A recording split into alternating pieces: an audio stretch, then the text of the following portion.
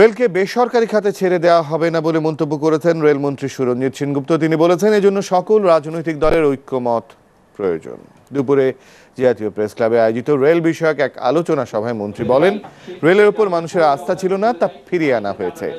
সময়ানুবর্তিতার অভাবই রেলের প্রধান সংকট উল্লেখ করে তিনি বলেন, সমস্যা আছে, সমাধানের পথও খোঁজা হচ্ছে। রেলের মধ্যে 40 বছরে যে ভূত বাসা বেঁধেছে তা 2 বছরে সরানো যাবে না মন্তব্য করে মন্ত্রী বলেন, যোগাযোগ মন্ত্রণালয় থেকে রেলকে আলাদা করা হয়েছে, এটাই অনেক বড় সাফল্য। রেল রাষ্ট্রীয় বিরাষ্ট্রীয়করণ হবে না। রেল রাষ্ট্রের সম্পদ হিসাবে থাকতে হবে, আর রেলকে সরকারিভাবেই তার ব্যবস্থাপনা করতে হবে। আশা করি যে কমিউটার ট্রেনটা আমি বোধহয় এই সরকারের আমলেই আমি চালু করতে পারবো।